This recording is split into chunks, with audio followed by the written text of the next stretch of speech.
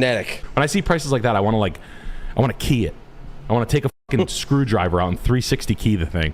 360 key? Yeah, that's when you find where you started from. Yeah. So like a fun story. One time, some threw his trade keys at my friend John.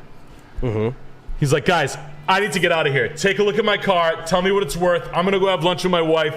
By the time I get back, I have the numbers ready. My buddy John is one of these guys who hates getting like talked to like that. Yeah. He'll totally shut down. Like he's not a tough kid or anything. He just doesn't like that one thing. He like hates it. It drives him crazy. Which I get. He's a little sensitive to that stuff. He's like, John's like, I'm not doing anything. Right? Guy goes to lunch, comes back. Yeah. Guy goes to lunch, comes back. No one's done anything for his car. We're like, this guy, don't do a fucking thing for his car.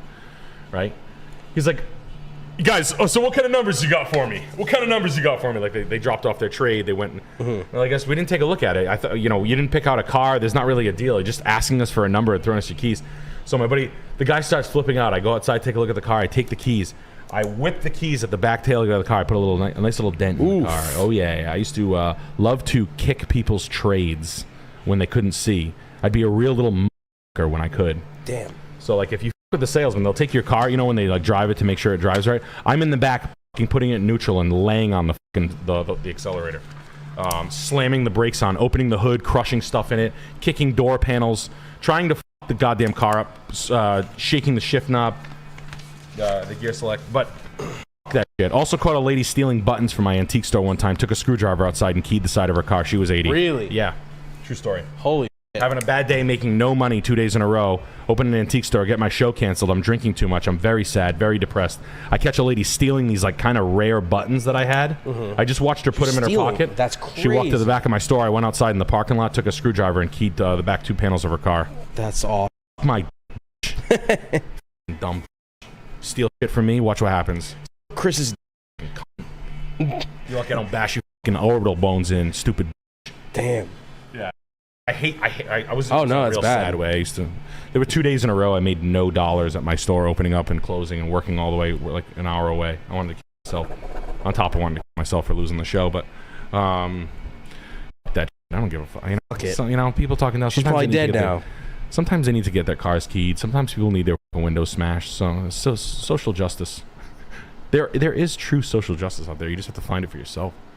You got to take matters into your own hands. Yeah, sometimes you have to take matters into your own hands. Sometimes when people ask, like if someone came in with a $20,000 car and they wanted $35,000 for it, maybe they didn't know that they had a 36-inch key mark fresh with paint still curling up out of the fucking cut. But no, you can't take that. Sometimes no one knows. I got karma for that later on. I don't know. Little old lady getting a trade-in, not knowing that there's a huge scratch on her car. Yeah. What do you mean there's a scratch? It's like, lady, there's a 40-inch scratch on the rear door and rear. Everything. Jocko what could he lead you to do? Carry a 25-pound backpack across some sand? I would lead you to not be in Afghanistan. How about that? No, let's talk about that. What makes me a better leader than Jocko? Jocko's thing is what? Go to Afghanistan, fight for Jew oil money. So good leadership right there. He's going to lead you over to Iraq and get you shot in a friendly fire incident that he then writes a book about. That's why he's famous. By the way, the reason why Jocko Willink is famous is because he wrote a book about how he's responsible for the accidental friendly fire death of a local police force that they were collaborating with. That's why he's famous. It would be like if I went out and got in a car accident and killed somebody, and I wrote a book called "Gee, I really messed up," and that got me famous. That's why he's famous. You might not know that because he's been around for like 10 years, but that's how he originally got big. His it might have been a TED Talk or something. Extreme ownership, I think it was called. But it's the idea of extreme ownership of your malfunctions, of your failures. We've dreamed. Which would be like, yes, I did get that guy killed. And that's why instead of coming up with excuses why he didn't get the guy killed, he's like, yes, I did get that guy killed. I did. And just like George Washington, I cannot tell a lie, I chopped down the cherry tree. Like, weirdly, that one admission, which is just kind of like, to me, that's normal. If you f up, you should probably just, realistically, a lot of the time, usually just saying that you f up is what you should do. But I guess in the military, it's so rare that he gets a pat on the back for. They give him a cookie and a pretzel for doing that, and that's why he has a. It wasn't even a TED talk; it was a TEDx talk. But what's he going to lead you to do? CrossFit? What does he lead you to do? Sell supplements? And here's the other thing. If his net worth is actually, because these sites are not accurate, but if you see him fucking everywhere. He's fucking everywhere. Somebody who is everywhere should have like $50 million.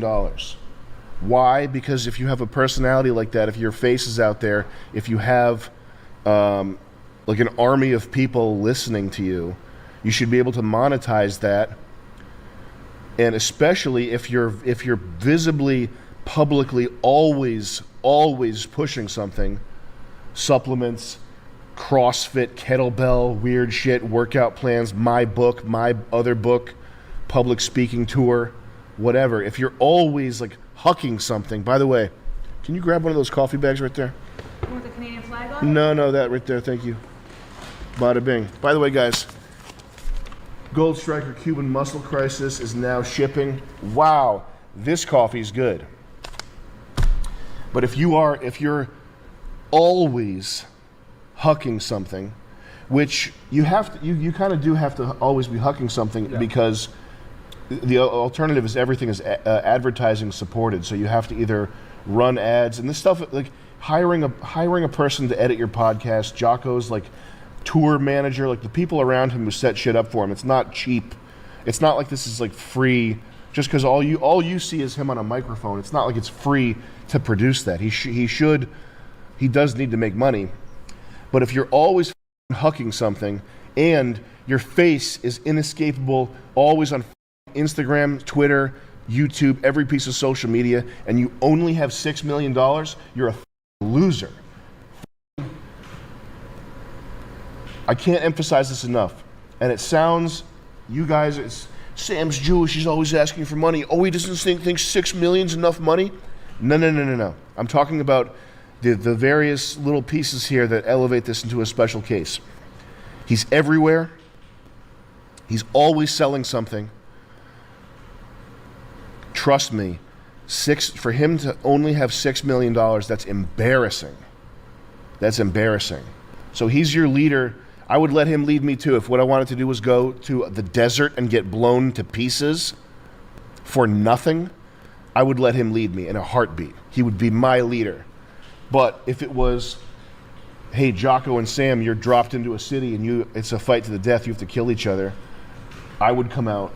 I would kill Jocko Willink so easily. I would turn him into dust. Well, he would run first. He would run 25 miles probably. He would run immediately. I'd be pouring gasoline on him. Ninja stars. I'd be pouring gasoline on him like a ninja star. But there's also, listen, if what you need is to find masculinity, then it's totally fine. If that's what you need. David Goggins less so, because David Goggins was about this like just this punishing workout routine where it's like run 50 miles and then run another 30 miles. The f are you even talking about, man? David Goggins, what the f are you even talking about? Jocko Willink, I actually like Jocko Willink. That's why I talk about him, is because he's an interesting character to me. And if you're a little worm in the mud and you need to find masculinity, and this is the sort of father figure you glom onto, good. Better than nothing. It's better than nothing. But if you're like, okay, I have some testosterone now I need to like figure out how to start a business, whatever, solidify my position in life. Jocko Willink is not the start a business guy. The supplement thing, what happens if you have... He had an interesting story. Everything that came after that was somebody else coming to him and monetizing his celebrity on his behalf, which is why he only has $6 million. He didn't start the supplement company himself. The supplement company came to him and said, "Would you do a Jocko branded supplement?" And I know this because similar people and people in these circles have come to me and said the same thing. And they give you a percentage, so it's like he probably gets 20% or whatever of what the supplement makes, which is not close to what it makes gross, the net of what it makes. But it's other people coming to him and monetizing his celebrity for him. That's all the businesses that you see that are associated with Jocko. That's how they work. It's not like if you asked him to start his own business, he'd be like, "Oh, let's do a CrossFit gym," and it would just whatever. The point is, he's not the guy who's going to tell you how to go from 0 to 1 in terms of your own income. Honestly, that should be Nick. If you need to know how to go from 0 to 1 for your net income, that's a Nick. The one that works the most for the most people is get a job selling cars. For the most unskilled, for people who are unskilled, have nothing, have no fucking idea what they're doing, get a job selling cars. That's that's a good piece of advice, because you go out there, you get a trickle of income, and you start figuring out how the world works. But this type of shit, and then Joe Rogan. Joe Rogan's day starts with an assistant going to get him a $15 green juice. Okay? And then he has the stuff that he has access to. I'm like, this guy's opinion, whatever this guy says, you can just take. That's my opinion. Mac for a day.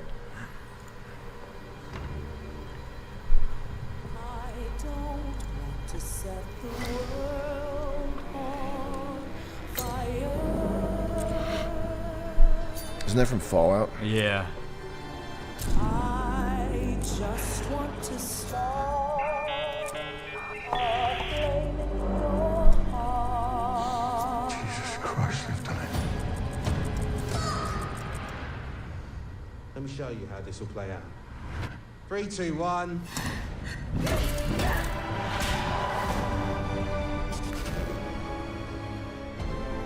You know none of this is right. I love this. Yowza. I love it. Oh, do you? Oh, do Love it. Love.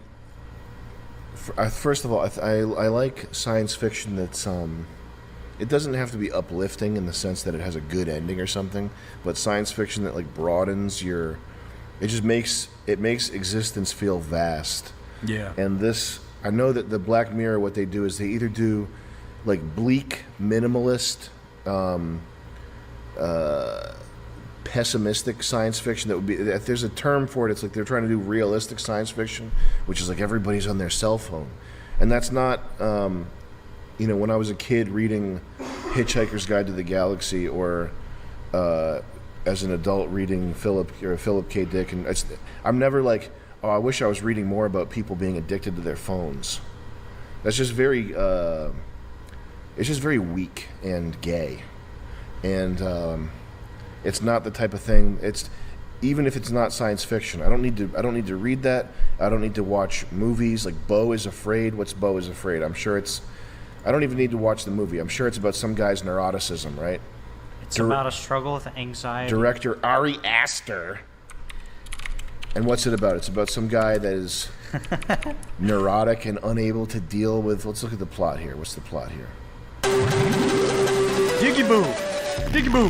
Following the sudden death of his mother, a mild-mannered but anxiety-ridden man confronts his darkest fears as he embarks on an epic Kafkaesque odyssey back home. You don't need more Kafkaesque things. There's already Kafka. It's already there. You don't need to...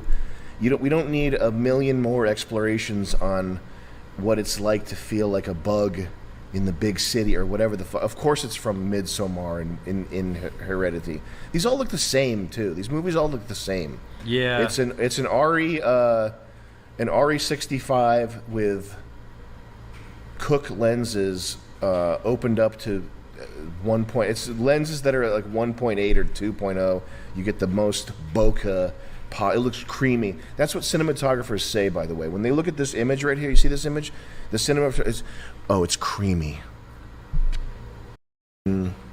Don't ever get near me. Oh, the image is it's just dreamlike. It's dreamlike. It's I'd rather they said 𝐸. I'd rather the people making this movie called it 𝐸 than saying it's creamy, it's dreamlike, it's warm, it's got dimensionality. Like the shit just it looks like ass. It looks like asshole. And having a cell phone. If I was making a serious piece of art, can you imagine making a serious piece of art? Never have a cell phone. Filming in a the cell shot. phone? What is wrong with you? And an old cell phone, sure, but like an iPad. Here's a. So, you're trying to make something to like cement your legacy and get into the cinematic canon, and you've got an iPad on the screen. What are you, a? No, I know what you are. You're Ari Aster. Ari Aster. Extreme Jared from Subway physiognomy vibes right here. Hey, can I babysit your kid? I was a babysitter until I got picked up film. Oh, holy fuck! It's so predictable too. The other thing I don't like about Black Mirror, you should if you're doing art, you should probably a lot of the time attempt to hide the artist's hand. You should attempt to make it so that whatever you're making goes to the foreground and that you fade into the background. There's exceptions to this. Tarantino. Yeah. Whatever. There's exceptions. But little weasel-faced bisexual braided hair guy in wherever this was written, in whatever district, whatever neighborhood of London is the most like San Francisco, where like the shittiest people live. I can feel it's a woman too. It's like a it's probably a white woman actually, who when this face and this face come across her desk in casting, she goes, "Oh, that's perfect," and it's perfect not because they're beautiful. It's not because they look like they'd be good actors. It's because we're in this postmodern, this flipping of hierarchy where the ugly and the freaks are above the beautiful and the normal, and these two are like, they're perfect. They are perfect for Black Mirror. Oh, look at them, they're perfect. And the same goes for like.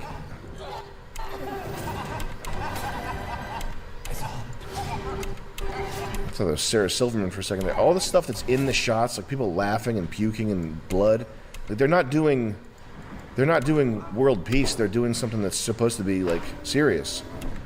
Even the titles, the motion graphics, like this offends me.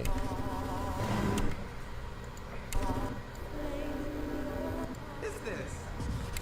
I'm an actor. Is this? I'm an actor. Asian Man 47. Hey, thank you Thank for you. becoming a severe beast, brother. I'm an actor. What the Like when you can tell when somebody's really acting and they're looking like they're trying to figure out what to look at. Is this? How the is this? If you were watching TV, you would not be doing that. What the fuck is this? How the fuck is this? Who wrote this? Ari Aster? Is this? How the is this? What the is this? How the is this? That guy should just I love this. Yowza. This is like Mark Ruffalo type shit. Like that, like What's up with the